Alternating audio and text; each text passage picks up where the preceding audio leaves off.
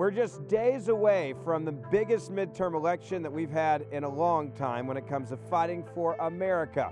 Plus, the senator called out some people on The View, including Hillary Clinton, and Chelsea's fighting back. And finally, what do you need to do to get ready for Election Day? And how are the races looking? This is Verdict with Ted Cruz.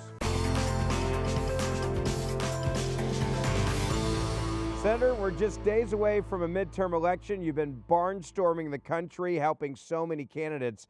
And we're going to talk about how to really look at this Senate race and the House, and if we're going to flip in a moment. But there was something special that happened. There is a video that has been put out that is a montage of The View lying about your appearance and Chelsea Clinton coming after you. This had to make you laugh and smile a little bit, see Chelsea Clinton try to rewrite history, and you got to bust her out.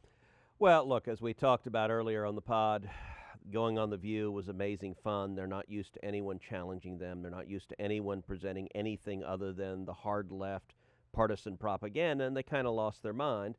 And they couldn't let it go. So even though we got into it a week ago, the last few days they had Chelsea Clinton on, and they asked her about what I had said, and in particular that Hillary Clinton had gone on their show and had said that President Trump's election was illegitimate. And they, well, watch what Chelsea said. Take a look at this. It's hysterical.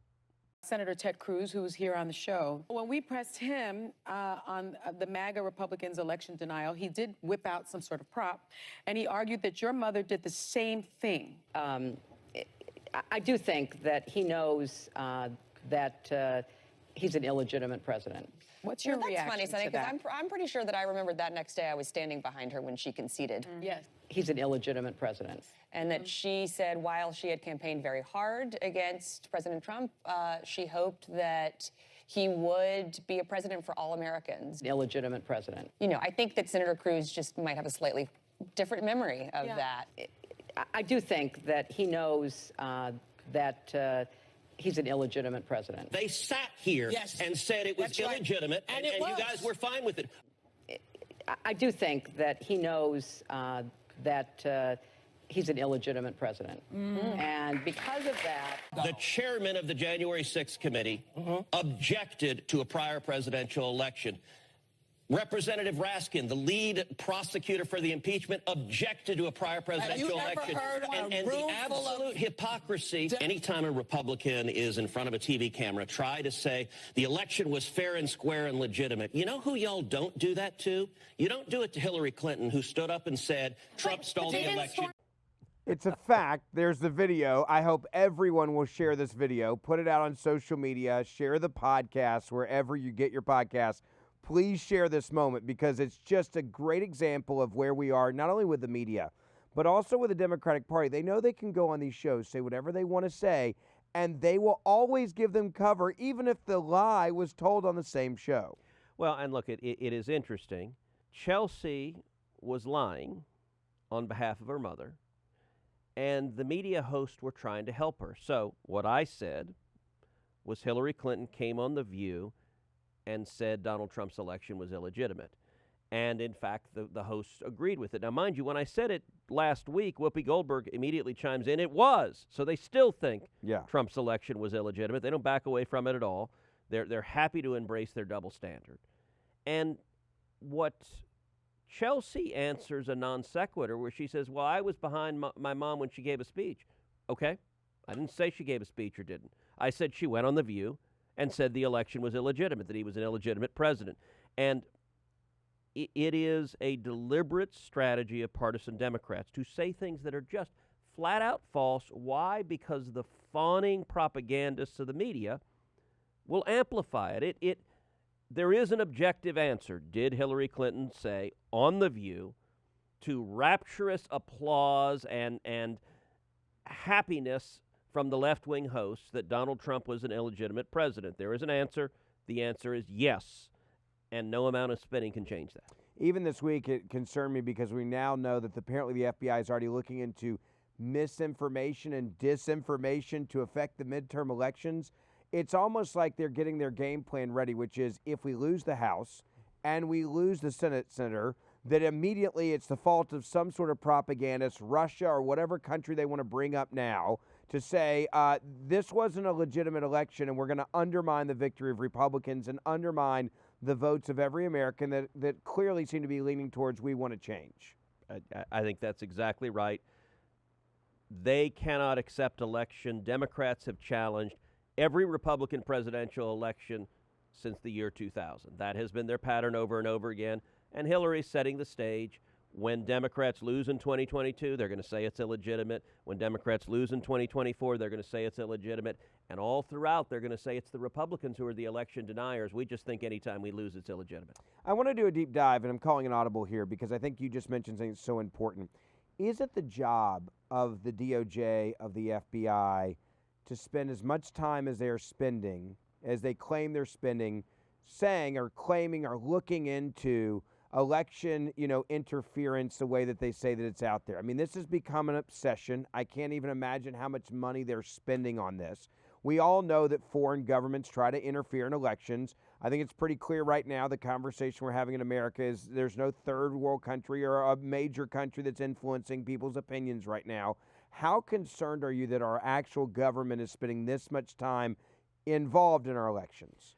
Well, I'm concerned enough that I wrote a book that came out this last week called Justice Corrupted, How the Left Has Weaponized the Legal System. And under Barack Obama and now under Joe Biden, the DOJ and the FBI and the IRS and the CIA and the alphabet soup of Washington has turned into a partisan weapon for the Democrats. Look, in the 2000 election, we saw senior officials for the FBI go to Facebook and ask them to pull down the Hunter Biden laptop story.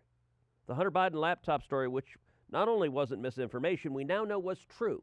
So it was literally, they were political emissaries. Now, it is a special category of information online that big tech historically has deeply disfavored. It's what I call true but bad for Democrats. And true but bad for Democrats is their favorite category of, quote, misinformation to suppress. And in that instance, you literally had the FBI, mind you, the FBI while Trump was president. So it's the deep state. It's the senior career positions that have been infested with hard, vicious partisans who viewed their job, we must take down the elected president of the United States because we disagree with him. And it's our job to topple the president. And big tech was more than happy to salute and say, not only will we take the content down, we will punish any media outlet that reports on it. I mean, that's the amazing thing is the traditional media outlets have completely handed their spines to big tech. Big tech now controls on the Hunter Biden laptop. Big tech said, we will ban you if you report on it, and all of the supposed, the Woodward and Bernsteins of the world. Yeah. They are now just minor little employees for Silicon Valley billionaires. And if you actually care about journalism, that ought to trouble you deeply. But the left doesn't care about journalism. No, they don't. And I think it's very clear heading into the midterms how much water they're willing to carry for Democrats, hoping that they can somehow pull out some victories in some seats that they're desperate to hold on to so they don't lose total control of the House as well as the Senate at the same time. And I want to get into how you watch election night and what are the most important races right now as we're about a week out. But before we do that, I want to tell you about our sponsor, Patriot Mobile. If you have a cell phone, you are going to save money with Patriot Mobile on top of the fact that every bill you pay, they take a portion of your bill at no extra cost to you, and they support conservative causes and candidates around the country. They stand up for our First and our Second Amendment rights. They stand up for the rights of the unborn. And they even help when it comes to adoption now in this country since the overturning of Roe v. Wade. They also use the same cell towers that you're on right now with your cell phone. So imagine every time you text, every time you make a phone call, you know you're standing up for what you believe in. If you're ready to stand with companies that stand with your beliefs, they are the only Christian conservative cell phone company in the U.S. Go online right now to patriotmobile.com/verdict. That's patriotmobile.com/verdict. Use our promo code verdict. You'll get free activation and other great savings. You can also call them 972-PATRIOT. That's 972-PATRIOT. Use the promo code verdict, and you can save money and make a difference with every single phone call you make. PatriotMobile.com/verdict, promo code verdict. Senator, I want to get into the midterms, and there is a real concern now that we might not be able to grab the Senate. I think there's some confidence that we are going to be able to grab the House. Let's start with your prediction on the Senate, and what are the races that people really need to be focusing on? Yeah, so I am very confident about this election. I think it's going to be a really good election. In the House, I think we're going to get a majority, and I think even potentially a big majority, a majority that could be 30, 40, 50 seats. We'll talk about the House in a minute. Let's talk about the Senate. I think we'll take the Senate, and I think we'll get either 53 or 54 seats in the Senate. Now, that's gone up since just a couple weeks ago. I was 53. I've moved it, I'd say, up 53 or 54. I'm probably 53 and a half is where I'd put it right now. And let me walk you through, because these races are specific, and most of these candidates, I've been on the ground in the middle of our 17-state national bus tour, so I've been campaigning in almost all these states. Let's break it into three categories. Let's start with pickup opportunities, then let's start with defense, and finally I want to throw out a couple of wild cards. Pickup. We have really 6 credible pickup opportunities. Nevada is the #1 pickup opportunity in the country. I think we're going to win Nevada. Adam Laxalt is the nominee. Adam was the Attorney General. Adam is a good friend. Adam is a conservative. He's running against Catherine Cortez Masto. Nevada is historically a purple state. Polling in that race has pretty consistently shown Laxalt up 3 to 4 points. Not overwhelming, but it's been pretty consistent. Cortez Masto is vulnerable. She votes with Joe Biden almost 100% of the time. She does not have much of a presence in the state. I think Nevada is, and Laxalt is also a really good candidate, and I do think candidate discipline matters. Having someone who knows how to run a campaign, knows how to not say stupid things and blow themselves up, that matters. I think Adam staying on message, an amazing job of staying on message in that race. Adam has also done a really good job of unifying the hardcore Trump supporters in the state and the Republicans who are not as keen about Donald Trump. And that's just a difficult dynamic for any candidate running, because you've got different slices of Republicans, and to get to 50, you usually need to get them all together. Adam's done a good job of bridging that without causing any internal battles. So I think Nevada's the #1 pickup opportunity in the country. I think the #2 pickup opportunity in the country is Georgia. Georgia, Herschel Walker is running against Raphael Warnock. Look, Walker has the Reverend, don't forget the Reverend, guy that makes more money being a Reverend at a church he doesn't really go to very often than he does in the U.S. Senate. You know, it is, I was just with Herschel a couple days ago. We did a couple of big rallies on the ground in Georgia. I was really encouraged. The rallies, we had huge crowds, incredible enthusiasm. I was talking to Herschel. He and I grabbed some barbecue for lunch, and we were talking about how the crowds are markedly different from what the Georgia crowds were in the runoff 2 years ago. So I was there campaigning for Perdue and Loeffler. Yeah. And I have to admit the results didn't surprise me, because you could see when you were there. You could feel it. They were demoralized. They were pissed. They were depressed. You'd show up with a Senate candidate in Georgia, and the activists are yelling at them like they were angry. And listen, it is a reality. If your voters stay home, you lose elections. And Sure. in that Georgia runoff, Republicans stayed home. It's night and day. The energy and enthusiasm. And listen, Herschel's a rock star. I got to say also, I campaigned with Herschel a couple of months ago. The difference between a couple of months ago and now, Herschel was on fire. I was really impressed. He's hitting his stride. You know, part of it is I think Warnock pissed him off, because it's gotten so nasty, it's gotten so personal. They've gone after him, they've gone after his family. I think Herschel has responded. He's gotten angry, he's standing up. I think he went after and debated Warnock effectively. Warnock came in. Warnock may be the candidate with the greatest divergence between his voting record and the voters of that state. I think Georgia's a fundamentally red state. Yeah. And Warnock is a hardcore leftist. He's one of the most liberal Democrats in the Senate. At the end of the day, that divergence is significant, and I think Walker wins. The question is going to be, does Walker break 50%? because we could see an outcome. There's a third-party candidate. We could see an outcome where Walker wins and, say, has 49%, and Warnock has 47%, which sends us to another runoff. And so one possible outcome that nobody wants to see is another Georgia runoff that could conceivably decide control of the Senate. I hope that doesn't happen. It is not certain whether Herschel will break 50 this time around. I'd really like him to break 50 and just be done with it. Sure. That's the second best pickup opportunity. The next tier is two other races, and that's Arizona and New Hampshire. Arizona is Blake Masters. He's running against Mark Kelly. Mark Kelly is a very effective candidate. He's a Navy veteran. He's an astronaut. You know, he looks like Captain America. And his campaign ads, he might as well be Donald Trump. He's running as a conservative. He's Mark Kelly secures the border. Now, mind you, every single time, 100% without exception, when it comes to a vote, Mark Kelly votes for open borders.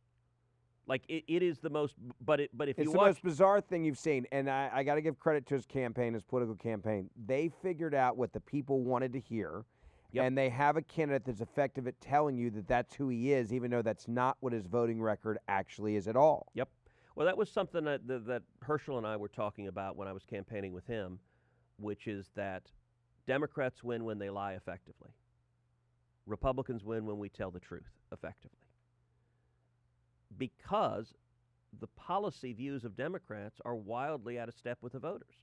So the Democrats that are really effective campaigners are the ones that pretend they don't believe what they actually believe. Sure. On the other hand, Republicans win when we effectively cut through the media lies and explain what it is that we in fact believe. Look, Blake Masters, he went through a really rough primary and then came out of the primary with no money. And so a month ago, Blake was down probably 8-10 points. And there were some national Republicans who were writing the race off and saying it can't be won. The recent polling that we have shows the race effectively tied. Now, Mark Kelly has unlimited cash, and he's spent, I think, over $60 million hammering Blake and it's incredible, claiming to be someone he's not. I think Blake has a real good shot at winning that race, and I've campaigned there, did a big rally with him. One of the reasons that I think Blake is more likely than not to win that race is Kari Lake is going to win governor. And that's actually one of the reasons I think Herschel's going to win. In both of those states, you've got Kemp is going to win in Georgia. He could win 8, 9, 10 points. If that happens, I have a hard time envisioning who is the Georgia voter who goes in and votes for Kemp and Raphael says no. Warnock. Yeah, I would say that. And there's two totally polar opposite candidates at the same time. And you have a hard time imagining that you would actually be that deliberate and say, Republican here for governor, liberal, hardcore Democrat for Senate. You know, guy who's praised Fidel Castro. I mean, that hardcore socialist. There is some risk in Georgia. There will be some voters who vote for Kemp and don't vote in Senate. Yeah. That's possible. If Kemp is winning 8, 9, 10 points, I just don't believe it's going to be 8, 9, 10 points of the electorate. Same thing in Arizona. Kari Lake is a really strong candidate. She's turned into a rock star. Yeah. You've been around her. You've spent time with her. I think she's one of those candidates that you say, oh, like not just as a governor, like, oh, like this could be a new voice in the conservative movement. Yeah, she is already a star. When she wins, she's going to be a bigger star. I did a big rally with both her and Blake. She's very impressive. The polling there shows her pretty consistently up about 4 to 5 points. I think if Lake wins by 5 points, Blake wins also. If Lake only wins by 2 or 3 points, Blake could lose that race, so it depends on movement. But Arizona is a very winnable race. The next state that we have a decent shot at is New Hampshire. New Hampshire, the Republican nominee is General Don Baldock. He was a retired general, served 30-plus years in the military. New Hampshire is a purple state. The incumbent Democrat, Maggie Hassan, I think is quite vulnerable. Her approval rating is consistently below 50%. Joe Biden's approval rating in the state is terrible. I think it's in the 30s. I was going to say it's in the 30s last week when I was looking at that race. Baldock doesn't have much money. and the national Republicans haven't been putting a whole lot of money into it. Both Arizona and New Hampshire have been on the short end of the stick with battles with Mitch McConnell and his super PAC, and not sure whether they're going to invest or not. And so, you know, our number 3 and number 4 pickup opportunity, we're sending our candidates into fights where they're being outspent 3-1, 5-1, 10-1. The money differential is massive. But I think Bolduc could be one of the real surprises on election night because he has not been given the resources, frankly, needed to make that state fully competitive. But I think it would not surprise me at all to see General Bolduc win that race despite not having the reinforcements he needed. When you see that, there's a lot of people that are going to be listening and watching, and they're going to say, well, there we go again, the Republican, leadership screwing this up. How frustrating is it when you see opportunities like this, New Hampshire being a sleeper race, and having these, kingmakers, as I call them, like, nope, we've already said that one's impossible to come back from. It's going to go to the Democrats. We're moving on to these other races, when in reality, they should have invested there early on. Well, there's a reason for that, which is the single largest funder of Republican Senate candidates is Mitch McConnell's super PAC. Mitch puts all of his money behind moderates and incumbents, and conservatives get left alone. Conservatives get starved for resources, and Republican donors give to that super PAC knowing that that's not going to go to conservatives. And right now, I'm trying to fill that void in House races. And in House races, I'm backing conservatives because Republican leadership does the same thing. They back moderates. They don't back conservatives with anywhere near the same financial resources. And so, look, part of the reason why Arizona and New Hampshire are not getting the funding that they deserve is that both of those candidates are strongly aligned with Donald Trump, and Republican leadership doesn't like that. My view is I want to win and have a majority of strong conservatives, and I think it was a mistake not to invest more vigorously in both Arizona and New Hampshire.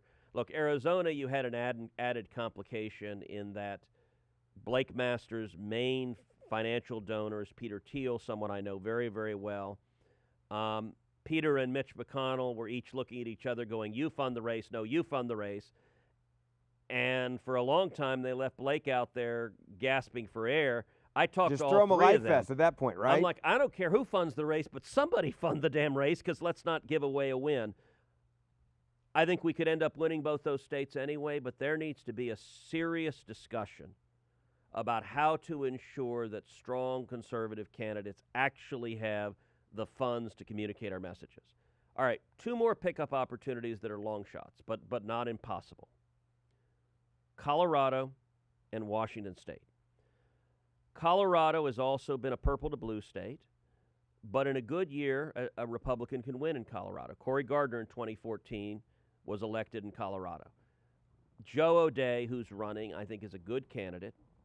I think Michael Bennet, the incumbent, is very vulnerable. He's done nothing in his entire time in the Senate. He is an empty suit. He is not well known in the state. Colorado has gotten bumpier because O'Dea and Trump are in a pissing match, and it it makes you want to just jump out a window. O'Dea foolishly went on a Sunday show, and when asked about 2024, said, no, Trump shouldn't run, and I will oppose him if he does. Now, you might say, okay, if you're trying to appeal to moderate, independent, squishy In Colorado voters, yeah. I understand why you would say that. Still a bad move.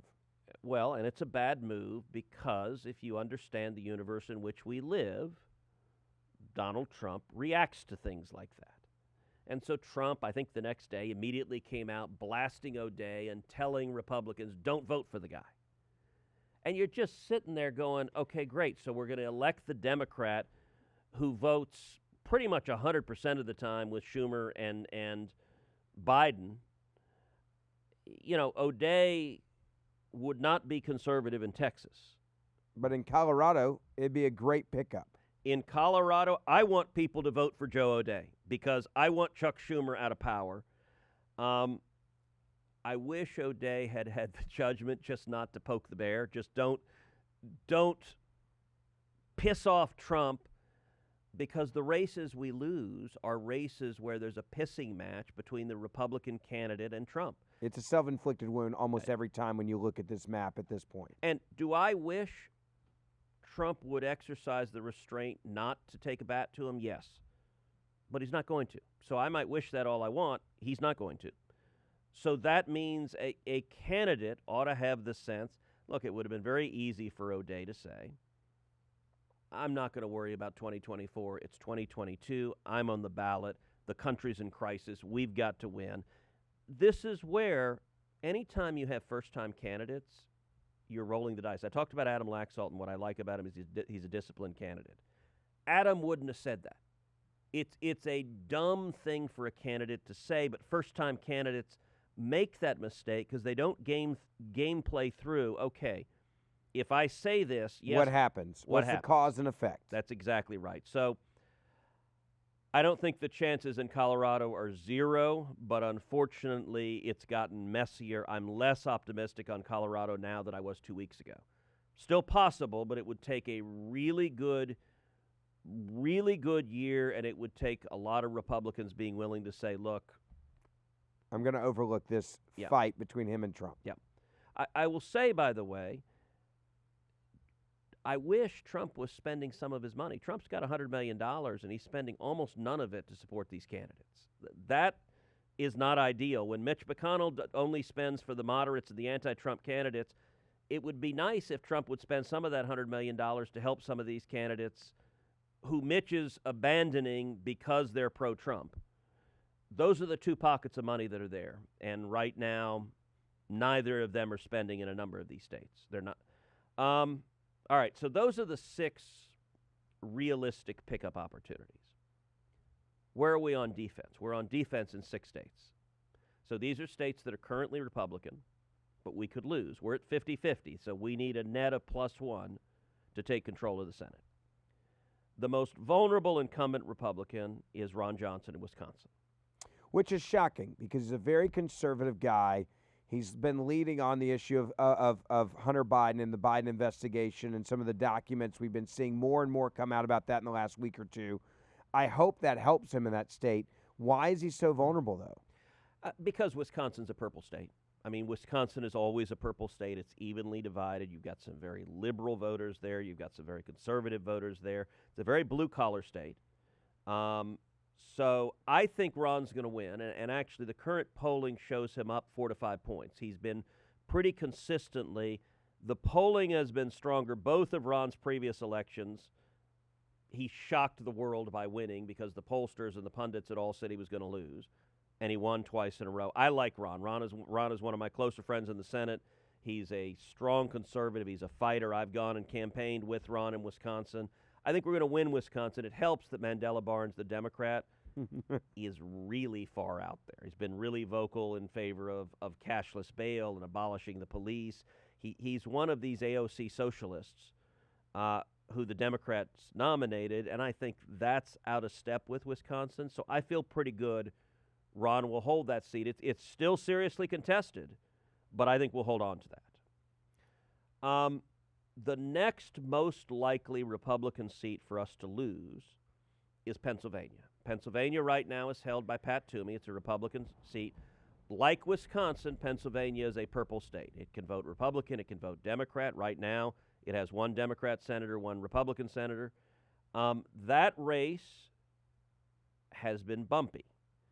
Dr. Oz, the Republican candidate, had a vigorous primary with another candidate, Dave McCormick, who I supported in the primary. I think would have been a very strong nominee. But Oz won. Oz had, for a couple of months, a pretty bumpy general election campaign against John Fetterman.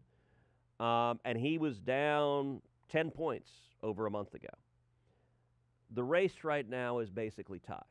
So Oz has had a very good month, and Fetterman has had a terrible month. You mentioned Fetterman having a terrible month. Part of it is yes, he had this stroke. Part of it was the debate that he had. We talked about that on a previous verdict, which was, why would you even debate if you're clearly in that place cognitively, having a very hard time communicating. But now he's got another big problem, and that is he's screwing up on issues, fracking being number one. I want people to take a look at this video because this may be why he loses this race. Take a look. In a 2018 interview, you said, quote, "I don't support fracking at all. I never have." But earlier this month, you told an interviewer, quote, "I support fracking. I support the energy independence that we should have here in the United States." I've always supported fracking, and I always believe that independence with our energy is critical, and we can't be held ransom to somebody like Russia. But there is that 2018 interview that you said, quote, "I don't support fracking at all." So how do you square the two? I do support fracking, and I support fracking, and I stand and I do support fracking. There's nothing worse than a flip-flop in politics, especially on an issue that's so important in Pennsylvania on fracking. The only thing I think now that I realize is worse than that is an incoherent flip-flop, and this was that moment in that race where I was like, it's not just that he can't communicate, it's literally a flip-flop with bad communication where it looks like he's incoherent and just not in control that had to have an impact on the voters. Yeah, look, I think that that moment is one of the worst moments I've ever seen in a political debate. Particularly that second question on fracking, when she asks it, the silence, the confusion, the eyes darting around, he clearly has no idea what's being asked or what to say, and he just repeats the line. All he knows to say is, "I support fracking," because presumably someone trained him to memorize that. But he's not, from that video, he's not able to actually engage in a conversation with another human being about substance, which is kind of a problem because the job of the Senate entails engaging in lots of conversations about substance and hearings and making determinations and judgment. I think that debate is unbelievably damaging. Prior to the debate, my handicapping of Pennsylvania was it was essentially a coin flip. If we were going to lose a seat, it was going to be Pennsylvania. I think after the debate, the odds have shifted significantly to Republicans winning, to Oz winning. I think Oz is likely to win. Now, one downside, there were hundreds of thousands of Pennsylvania votes that had been cast already before that debate happened. Early voting there was big. Early voting there is big. They put in place universal mail-in ballots, an incredibly foolish decision, a decision that invites voter fraud. But one of the reasons it's a bad idea to have such early voting is you bake in votes before late-breaking developments happen. So for all the people who voted before the debate, they didn't see this. They didn't know that they just voted for someone who can't answer simple questions and has clearly been deceiving the voters by saying he's up to the task. I want to ask you on a human level, I watched that debate, and I genuinely felt bad for Fetterman. Yeah. I also think even after that debate, seeing the way his campaign is obsessed with just getting him over the finish line, and the Democratic National Committee, the Democratic leadership, I feel like they're almost taking advantage of him. They know that clearly something's changed, that he's been incapacitated. I'm sitting there going, as a human being, I want him to get as much help as he can to overcome this stroke that he's had. And they're just propping this guy up, saying, we're going to keep forcing you down this election road. I found it just completely disheartening as a human being to see them out there saying, no, he's fine. Shut up, stop asking questions. He's fine. Clearly he's not fine, and they want to win this seat so bad they don't care what happens to him even. Well, if they're willing to do that, think what they would do to try to win the White House in 2020. Yeah. Look, it's the same thing they've done with Joe Biden. In both instances, you've got someone with severe mental impairments that their partisan interests are so important they're willing to weekend at Bernie's them.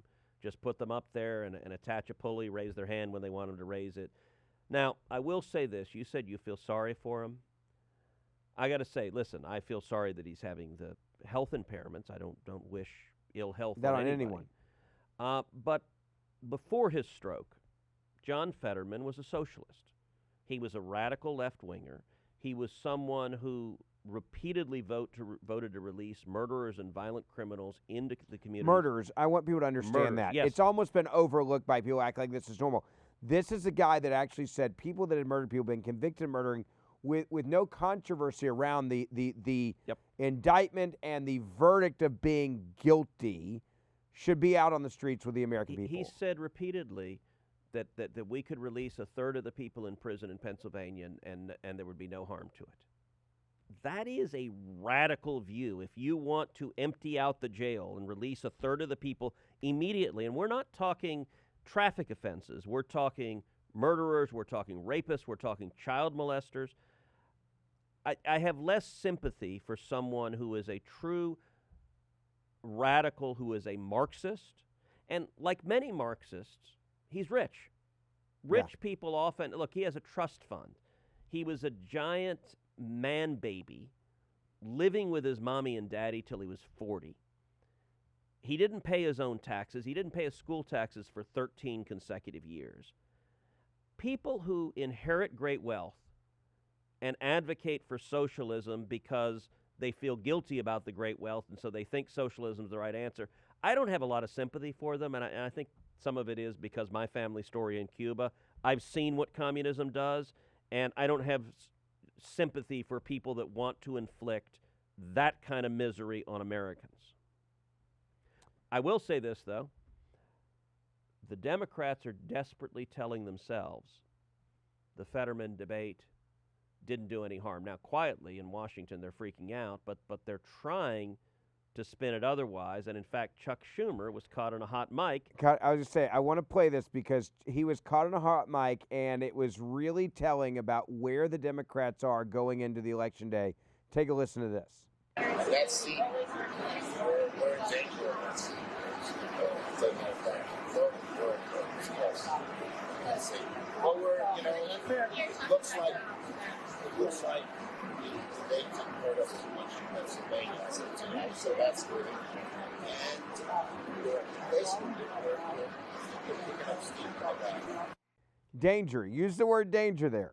Well, and it's interesting. So what he says we're in danger is of losing in Georgia. And he says we're slipping in Georgia. And he's acknowledging, and actually the debate made a difference there. Warnock, the expectations were so high.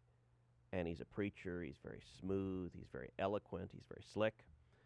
And Herschel Walker did a very smart job of downplaying expectations. And, before the debate, Herschel would say, well, he's a very slick preacher man. He knows, he'll talk really, really well. And he said, I'm just a country boy from Georgia. Herschel knew exactly what he was doing, setting expectations. And I think the contrast there, Herschel won that debate, which was particularly damaging to Warnock because it exposed just how extreme and radical his policies were. And that's what Schumer is telling Biden is we're in real danger, we're slipping in Georgia. They're recognizing, he's in trouble. He also tells Biden there, the good news is he doesn't think the debate hurt them in Pennsylvania. So we'll see. Listen, with the hardcore Democrats, if you're a hard partisan, if you're a socialist, you're going to vote for Fetterman and you're going to vote for Warnock no matter what. He's probably right.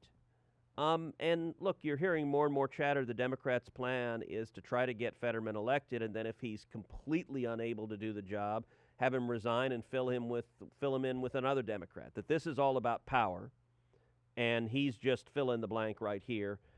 I don't think Schumer's right, though. I think he's right with his hardcore partisans, but with the soccer mom vote, the Philly suburbs, you've got a lot of voters that have historically been swing voters, that have been sometimes Republicans, sometimes Democrats.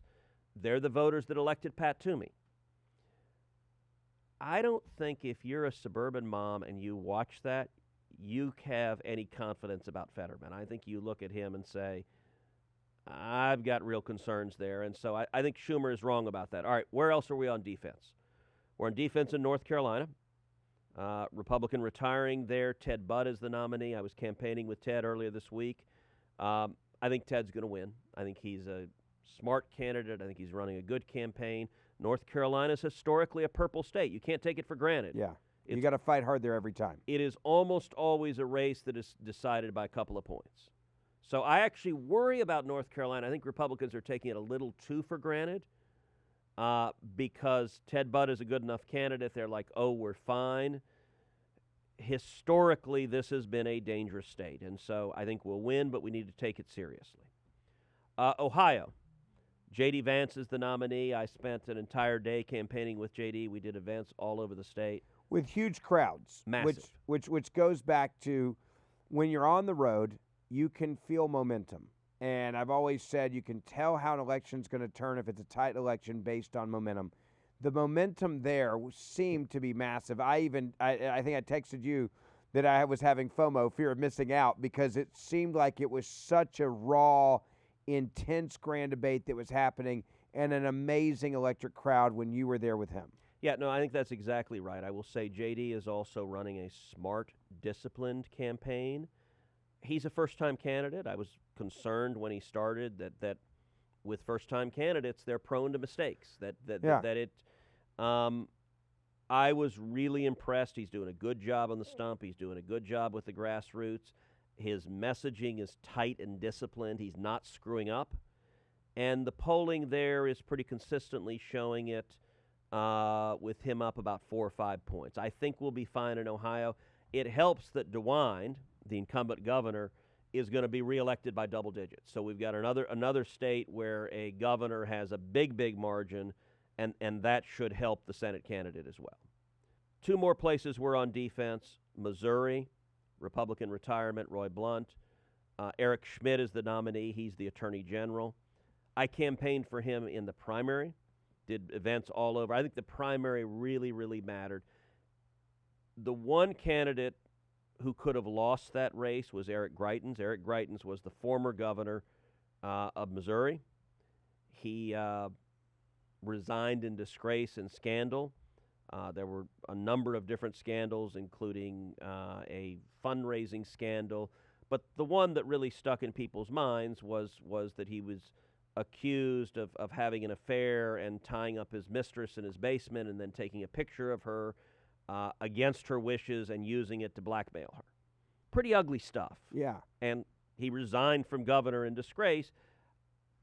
I don't know the truth or falsity of any of it. What I will say, I sort of joked. I said, look, for Republicans, I don't know that the bar for candidates needs to be extraordinarily high, but is it asking too much that our candidates not have tied a woman up in their basement? That seems to me...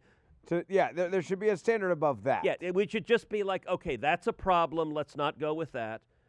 I think if Greitens had been the nominee, the Democrats would have flooded money into that race and tried to make it competitive.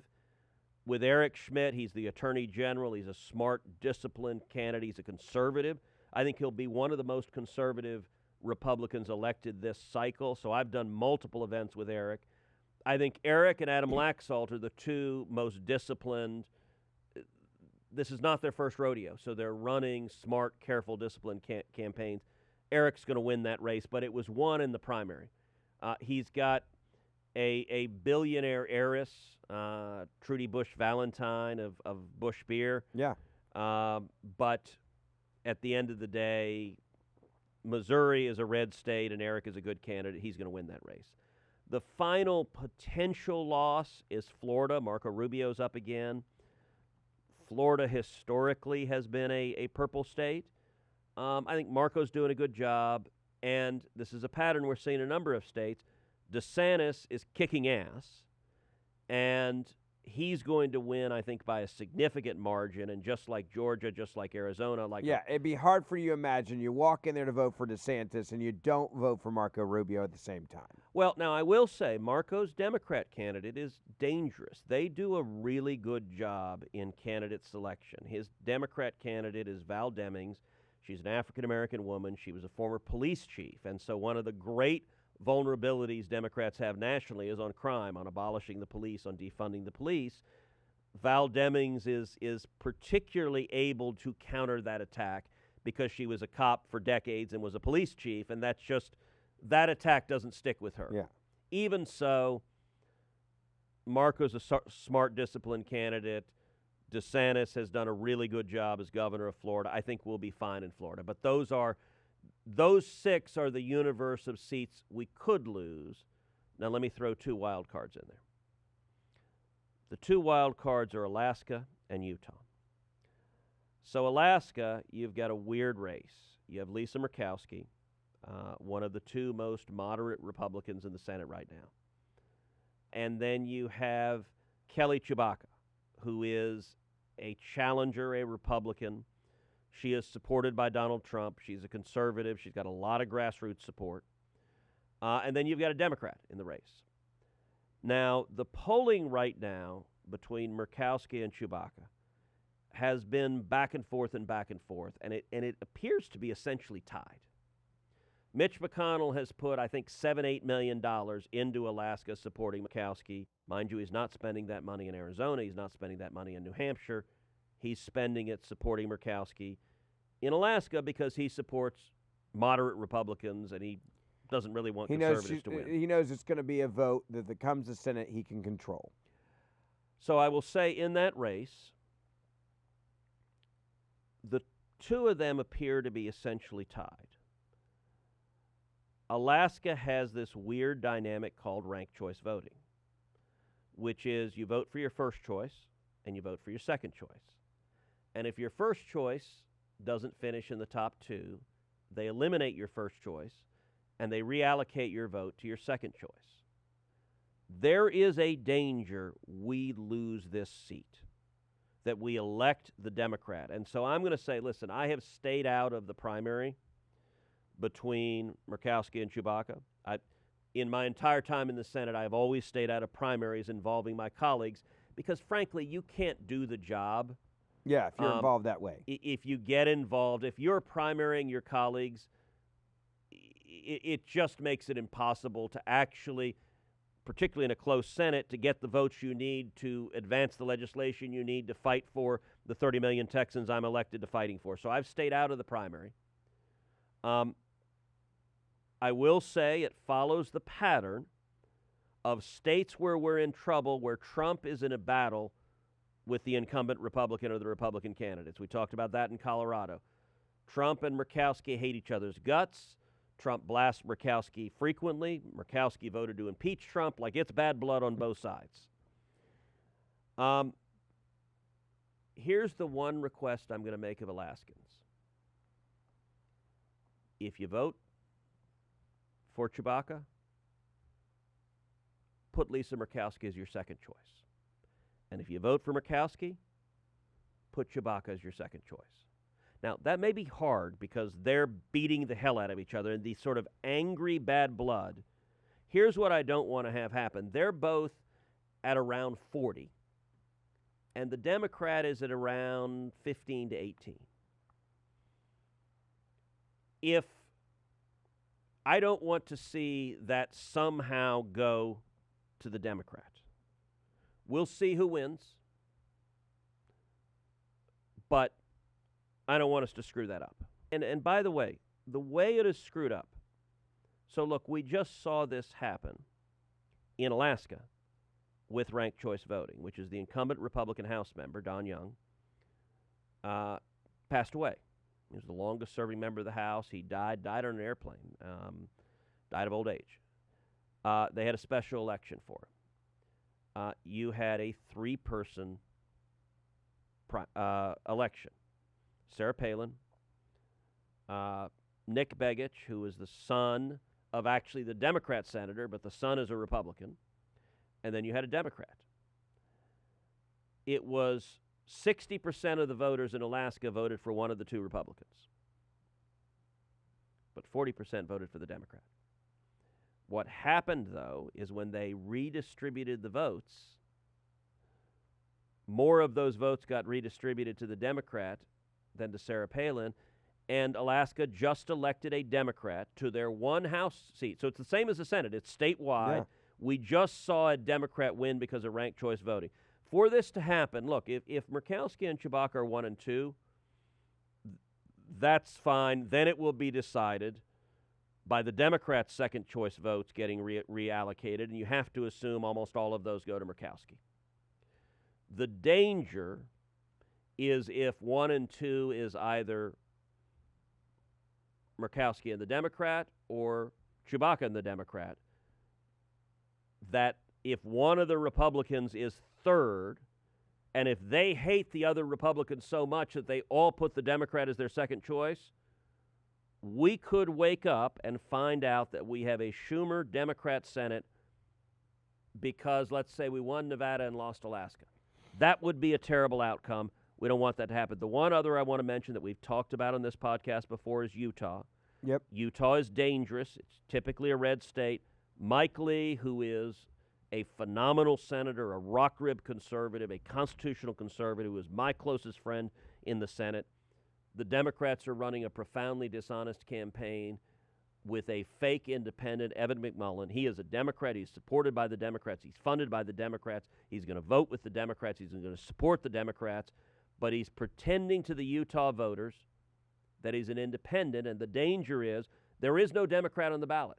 This is sort of like the games in Alaska with ranked choice voting. And by the way, Democrats love to play games with democracy because they don't actually care about democracy. They care about power. So whether it is electing a John Fetterman who cannot process and answer simple questions in the English language, or using ranked choice voting to elect a Democrat when 60% of the voters vote for Republicans, or fooling the voters of Utah by not nominating a Democrat and having... But endorsing the independent, who is their candidate. Yeah, the Democrat Party has formally endorsed him. He raises his money on Act Blue, which is where all the socialists and liberals give their money, and he's hired Democrat consultants to support him. He is a Democrat. But their deceptive plan is get all the Ds to vote for him and just get 5 to 10% of the really moderate Rs who say, gosh, he seems like a nice young man, and so we'll go with him, and they could steal that seat. And so Utah matters. I think Mike will win, but the two wild cards in this are Alaska and Utah. I want to end the podcast with something that I think went viral. We played a little bit of a snip of the lies of the last year and a half of the Democratic Party. And if you hear this, share it with your family and friends. If you have people that are on the fence about what this election is about, this montage that has been put together is basically the big lies of the Democrats, the media helping them sell these big lies. And I want people to share this because it's so important that your family and friends see this. This is what this race is about. I'm talking about nationwide, control of the House, control of the Senate. We just broke down all these races, how important it is. But if you want to remind people what Joe Biden, Nancy Pelosi, and Chuck Schumer have done to America, this is that montage. Share it everywhere on social media. Share the podcast. Take a look.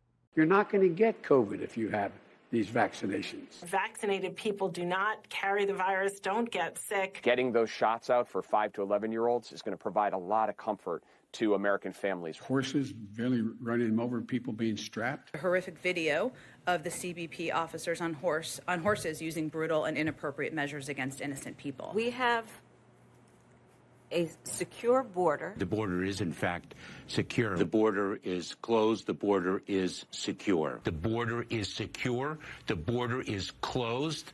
We've been unequivocal in that. On the issue of Afghanistan.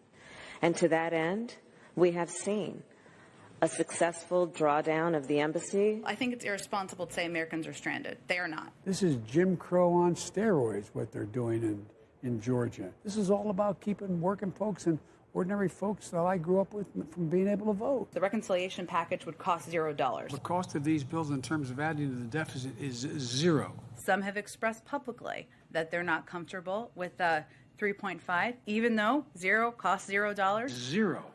Zero. Zero. This bill is fully paid for and will not raise taxes on anyone making less than $400,000 a year. Let me say that again, be crystal clear. No one making less than $400,000 a year will pay a single additional penny in tax for all these things that were in the Build Back Better plan. If you're a husband and wife, school teacher, and a cop, you're paying at a higher rate than the average person making $1 billion a year is. My plans do not add to inflationary pressures. The Build Back Better agenda will help reduce inflation, will help cut costs for the American people. If we pass the other two things I'm trying to get done, we will, in fact, reduce inflation. Inflation is going to come down next year. Inflation will come down next year. These inflation rises will be transitory, that they will come back down next year. There's nobody suggesting there's unchecked inflation on the way. No serious economist. We know a lot of folks are struggling with inflation, driven by Putin's war in Ukraine and the global pandemic. The greed of meat conglomerates. You could call it corporate greed, sure. You could call it jacking up prices during a pandemic. Even if we drilled as much as we could, the price of oil is still set globally. There's no amount of domestic production we can do to reduce or eliminate our vulnerability as a country to that volatility. We brought down the cost of energy. Wages have gone up higher, faster than inflation. We have a lower inflation rate than most any other nation in the world. The idea that 2 quarters of negative GDP growth is a technical definition of a recession is wrong. I don't expect a recession. Right now, we don't see a recession. Right now, we're not in a recession right now. Senator, those are the lies. That's what this election is clearly about, and this is what people need to sit back and think about and tell their family and friends before they head to the ballot box, before they go and show up to vote, before you're doing your early voting. They've been lying to you on all of these issues. There are 3 more that were not included there that are really striking. Number 1, Karine Jean-Pierre said from the podium at the White House, nobody is walking across the border. That simply isn't happening. That's a flat-out lie. Number 2, Karine Jean-Pierre said again from the podium of the White House, said it was Republicans who wanted to shut down schools, and it's Democrats who've been working to open schools, which is such a brazen gaslighting monstrosity. It made you wonder if lightning was going to strike her as she stood there.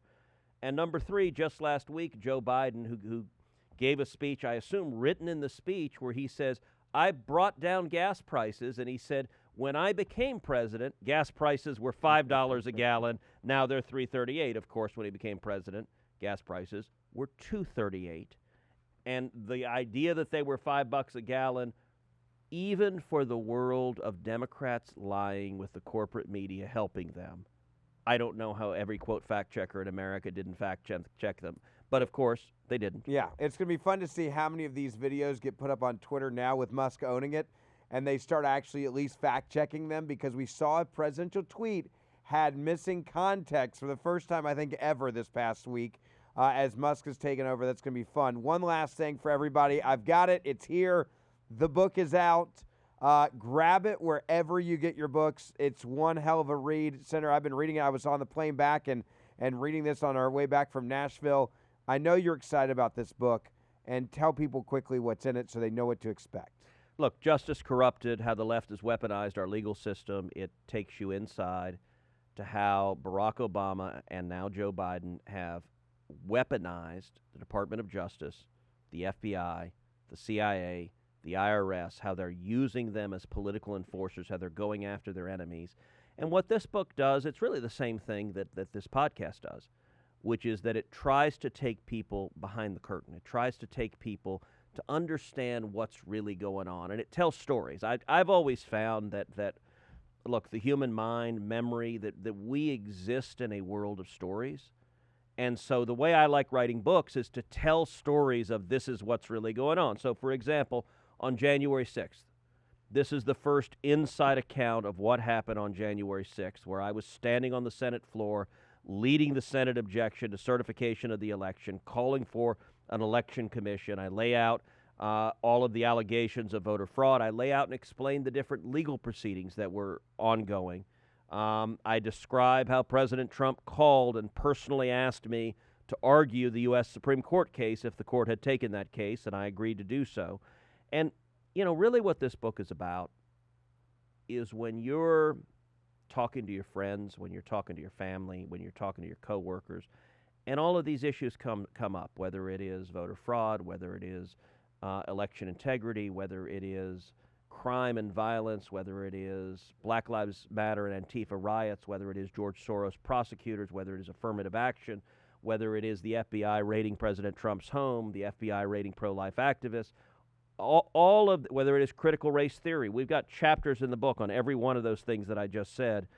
This book is designed to give you the facts, to give you the information, so that when you're talking to your friends and families, you can know the truth and explain it to them, because most of them are listening to the lying corporate media. And so this book is really a toolkit to prepare you to help pull the country back from the brink. Yeah, grab it. It's an awesome book, my friends. Don't forget, download Verdict. Hit that subscribe auto download button. Please share the podcast with your family and friends. Write us a 5-star review so that that'll help us reach more conservatives as we go up in the charts. It's so important. Write that 5-star review. And the Senator and I will see you back here in just a couple of days.